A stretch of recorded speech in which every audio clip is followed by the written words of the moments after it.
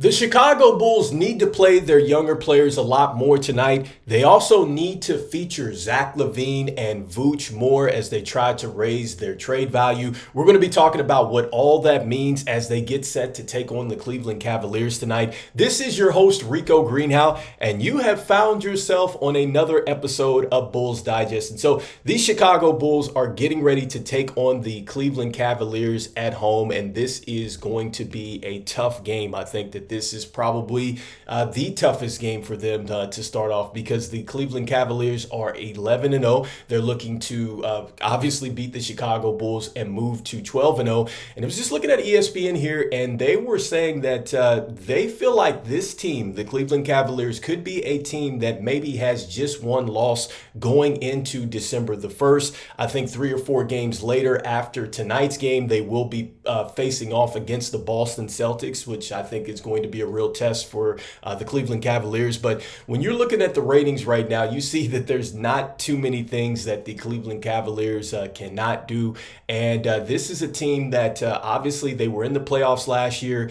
They have Donovan Mitchell. They're thinking that if they can keep their players healthy, they feel like they can make a deep run. And so I'm curious to see what this team looks like tonight. They do have some elite bigs in Evan Mobley and Jared Allen, so I am looking forward to seeing them. And then with our team, obviously, I think that with us, we need to continue to play our younger players. We need to continue to evaluate these players to see exactly what we have, to see, if we are bringing in a player that is going to be a franchise player, then we need to know what we have and what we're building with. And then also, too, with Zach LaVine and Vooch, these are two players that, it looks like they're probably not going to be in the long-term plans. And so it's important that they continue to play at a high level as the Chicago Bulls try to maximize the trade value on both of those players. And so I think that that really is the story, going into this game. And as we look a little bit further and just look into the injury report right now and what's going on around both teams,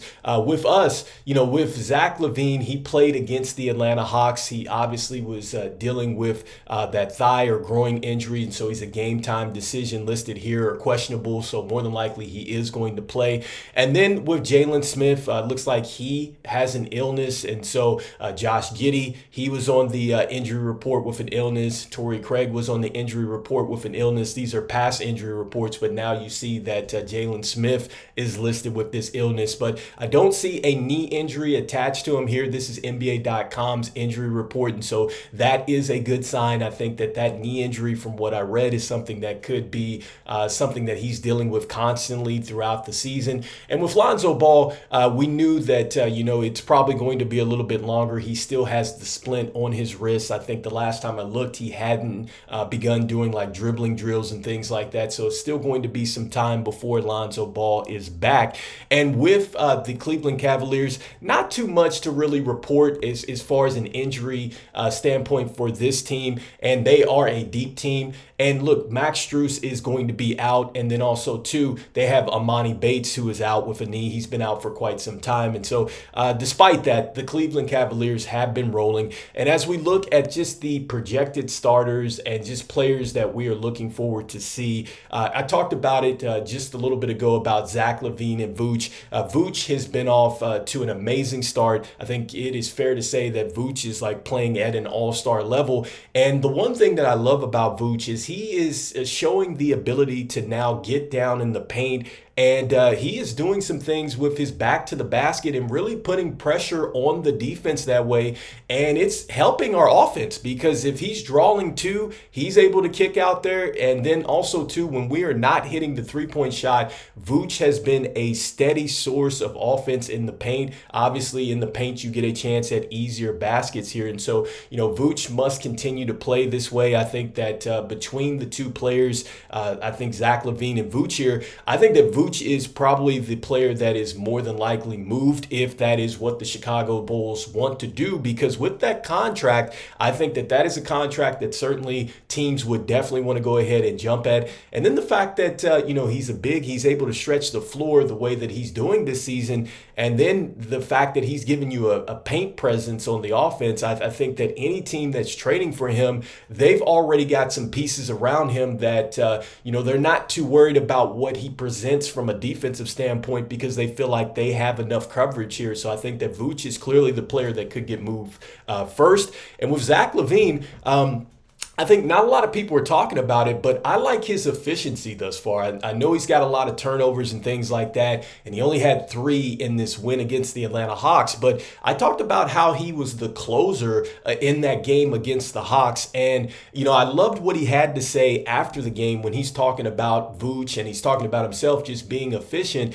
And I think that is like a key to Zach LaVine being moved, if that's what the Bulls are looking to do here, is teams are looking to see, can he be an efficient scorer, which he has shown he can definitely score the basketball still, but it is, can he play off of others and still be impactful to the game? He also had 7 assists in this last game against the Atlanta Hawks. And like I said before, I loved his pace, I loved his efficiency, and I loved the fact that he was able to put his foot on the gas when the team really needed him to close. And I think that if he continues to do that, I can certainly see a situation where teams maybe they're okay with the fact of the contract and stuff and going out there and getting Zach LaVine, because he is an absolute bucket getter. And when he's giving out assists like this and being efficient like he was in this last game, he's definitely a player that I feel like some teams are going to want to trade for here. And so, I think that those are kind of some of the storylines going into this game.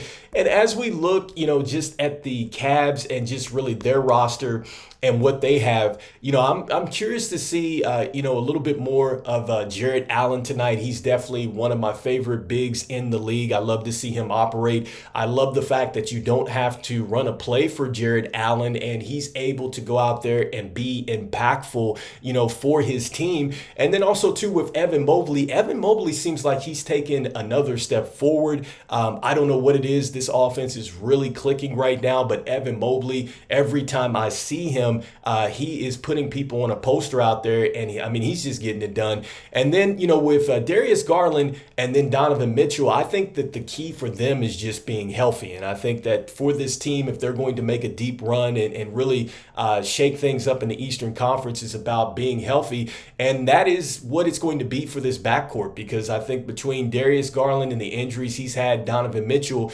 can they stay healthy enough? But they're a dynamic duo in the backcourt. I think obviously you would want to see Donovan Mitchell get a lot more assists because he's got the ball in his hands a lot. But either way, this is going to be a very dynamic team. And so I just want to see just how good, the Cleveland Cavaliers are looking tonight in tonight's game, really, and just getting a chance to see just how deep that they are, and just checking to see, like, man, can they really make a run? And so those are some key takeaways, I think, for tonight's game, just looking at both teams.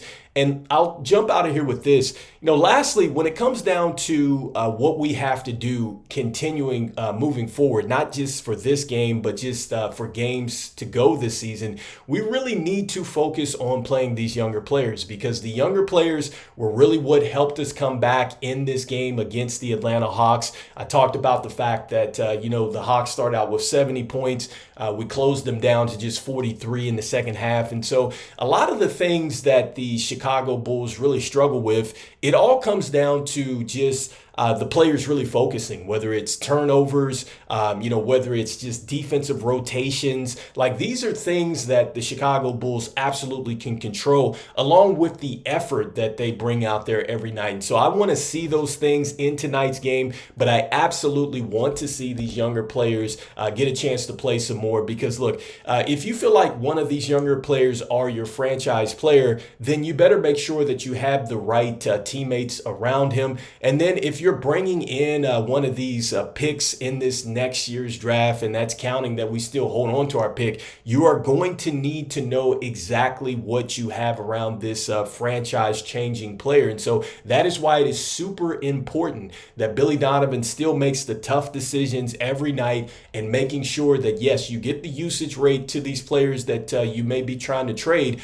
but you also make sure that you get these younger players out there so we can continue to evaluate and make sure that we shift this franchise in the right direction. So let me know in the comments what you are thinking for tonight's game. We will be back on the post game. Just want to thank everybody out there for liking, sharing, and subscribing to Bulls Digest. It means a lot as we try to reach 5,000 subscribers before the NBA season ends here. Wanted to let you know about 64.2% of you that watch are not subscribed, so make sure that you go ahead and slam dunk on that subscribe button for me. And look, even though we are still really asking these same questions, like, man, are we going to play the younger guys? Are we going to trade these players? I don't know. Whatever it is, I'm still saying go Bulls, and I'll see you guys on the post game. Peace.